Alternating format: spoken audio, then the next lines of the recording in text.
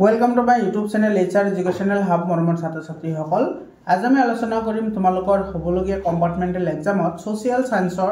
History पार्टर lesson 3 एटो আছে অসমৰ ব্ৰিটিছ বিৰোধী জাগৰণ আৰু কৃষক বিদ্ৰোহ এই চেপ্টাৰৰ পৰা হ'ব পৰা যিকেইটা লং কোৱেশ্চন আছে সেই লং কোৱেশ্চন কেইটা আমি আলোচনা কৰিম মৰমৰ ছাত্ৰ ছাত্ৰীসকল ইয়াৰ আগতেও হিষ্ট্ৰী পাৰ্টৰ ওপৰত মই অলৰেডি ভিডিঅ' এটা আলোচনা কৰিছোঁ তোমালোকে যদি ভিডিঅ' চোৱা নাই তেতিয়াহ'লে প্লেলিষ্টত গৈ তোমালোকে ভিডিঅ' চাই লোৱা মৰমৰ ছাত্ৰ ছাত্ৰীসকল সায়েন্সৰ মই 100% চেপ্টাৰ ৱাইজ এনালাইসিস কৰি মই তোমালোকক দিছো তোমালোকে যদি ভিডিঅ' চোৱা নাই তোমালোকে ভিডিঅ' চাই লবা তাৰ পিছত ম্যাথমেটিক্সৰ মই 100% চেপ্টাৰ ৱাইজ এনালাইসিস কৰি তোমালোকক হেইটো দিছো তাৰ লগতে বহুত কেইটা চেপ্টাৰৰ মই ইম্পৰ্টেন্ট লং কোৱেশ্চন লগতে এমসিকিউ গুটেকেইটা আলোচনা কৰা হৈছে তোমালোকে প্লেলিষ্টত গৈ তোমালোকে ভিডিঅ'বোৰ চাই লোৱা মৰমৰ ছাত্ৰ ছাত্ৰীসকল তো এই লেসন 3 যেটো হিষ্ট্ৰীৰ বা তোমাৰ ইতিহাস যেটো চেপ্টাৰ আছে হেতু লেসন যেটো 3 আছে সেই 3 নম্বৰ চেপ্টাৰৰ পৰা কি ধৰণৰ লং কোৱেশ্চন হ'ব পাৰে তোমালোকে চাই লোৱা এতে সো অসমৰ 1857 চনৰ বিদ্ৰোহৰ বিফলতা দুটা কাৰণ উল্লেখ কৰা তো এটোৰ আনসাৰ তুমি কেনেকৈ লিখিবা এটোৰ আনসাৰ লিখিবা এটো সো আনসাৰৰ হৈতে মই লৈ আহিছো তোমালোকৰ সুবিধাৰ্থে অসমৰ 1857 চনৰ বিদ্ৰোহৰ বিফলতাৰ দুটা কাৰণ তলত উল্লেখ কৰা হ'ল অস্ত্ৰ শাস্ত্ৰৰ যোগান পোৱা নাছিল আৰু বিদ্ৰোহীসকলৰ সংখ্যা অতি তাকৰ আছিল মানে বিদ্ৰোহীৰ সংখ্যা একেবাৰে কম আছিল আৰু কি নাছিল হিয়তৰ অস্ত্ৰ নাছিল ইয়াৰ পিছৰ প্ৰশ্নটো চোৱা এটো প্ৰশ্ন ব্ৰিটিছ দিনত অসমৰ কৃষকৰ দুৰৱস্থাৰ দুটা কাৰণ লিখা তো এটোৰ আনসাৰ লিখিবা এনে ধৰণে ব্ৰিটিছৰ দিনত অসমৰ কৃষকৰ দুৰৱস্থাৰ দুটা কাৰণ তলত উল্লেখ কৰা হ'ল ব্ৰিটিছৰ অত্যাধিক পৰিমাণৰ কৰ এটো এক নম্বৰ তাৰ মানে ব্ৰিটিছ সকলে বহুত বেছি পৰিমাণে কি কৰিছিল কৰ লগাইছিল কৃষকৰ ওপৰত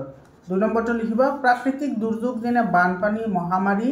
আৰু অনাবৃষ্টি এইবোৰৰ কাৰণটো কি হ'ব পৰা নাছিল অসমত ভালদৰে কৃষি উন্নত হ'ব পৰা নাছিল ইয়াৰ পিছৰ কোৱেশ্চনটো চোৱা এটো কোৱেশ্চন বহুত ইম্পৰ্টেন্ট হয় মই তোমালোকক কৈছো এটো লং কোৱেশ্চন হয় তোমালোকে এটো চোৱা কেনেদৰে আনসাৰ লিখিবা তোমালোকৰ যদি পিডিএফ ফাইল লাগে তোমালোকে পিডিএফ ফাইল পাই যাবা তোমালোকৰ কাৰণে হোৱাটসএপ গ্ৰুপ বনোৱা হৈছে তোমালোকে হোৱাটসএপ গ্ৰুপত জইন হোৱা ডেসক্ৰিপচনত মই লিংকটো দি দিছো অসমত 1857 to 58 চনৰ বিদ্ৰোহত মনিৰাম দেৱানৰ ভূমিকা সম্পৰ্কে আলোচনা কৰা বহুত ইম্পৰ্টেন্ট হয় এটো মনিৰাম দেৱানৰ ভূমিকা সম্পৰ্কে এটোৰ আনসাৰ লিখিবা এনে ধৰণে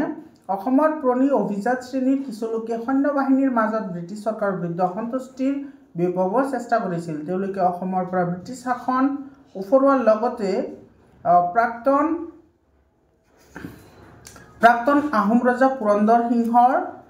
নাতি কন্দেশ্বৰ সিংহৰ সিংহাসনত প্ৰতিষ্ঠা কৰি আহোম ৰাজতন্ত্ৰ পুনৰ প্ৰতিষ্ঠা কৰাৰ সপোন দেখিছিল এই সমগ্ৰ পৰিকল্পনাৰ মূলতে আছিল মনিৰাম বৰভাণ্ডাৰ বৰুৱা যি মনিৰাম দেৱান নামেৰে জনপ্ৰিয় মিৰাটত প্ৰথমবাৰৰ বাবে ভাৰতীয় সৈন্য বিদ্ৰোহ কৰাৰ সময়ত মনিৰাম দেৱান কলকাতাত বাহৰ পাতি আছিল কলকাতাত মনিৰাম দেৱানে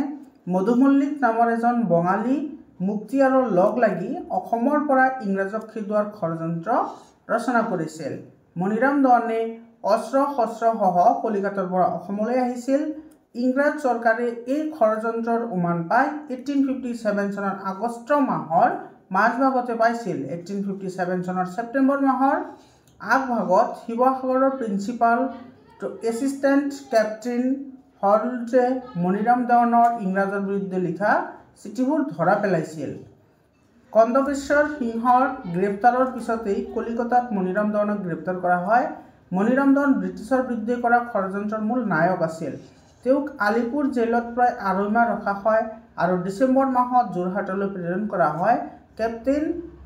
হলড্ৰেডে বিশেষভাৱে গঠিত বিচাৰপীঠৰ দ্বাৰা মনিৰাম দেৱান আৰু পিয়লি বৰুৱাক ইংৰাজৰ বিৰুদ্ধে কৰা ষড়যন্ত্ৰৰ বাবে 1858 চনৰ 26 ফেব্ৰুৱাৰীত দুজনকে ফাঁচি দিয়া হয় ইয়াৰ পিছৰ প্ৰশ্নটো চোৱা এটো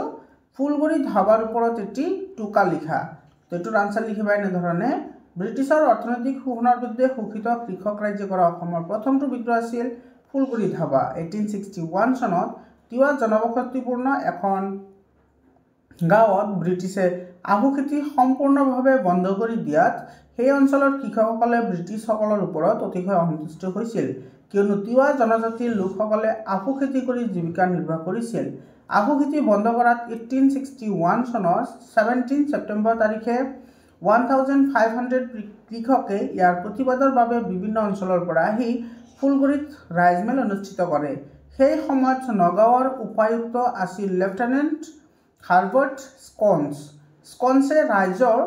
আবেদন সঁহাৰি নজনাই তেওঁলোকক বেয়া ব্যৱহাৰ কৰিছিল। ৰাইজে এই অপমানৰ প্ৰতিবাদ ল'বলৈ 15 অক্টোবৰৰ পৰা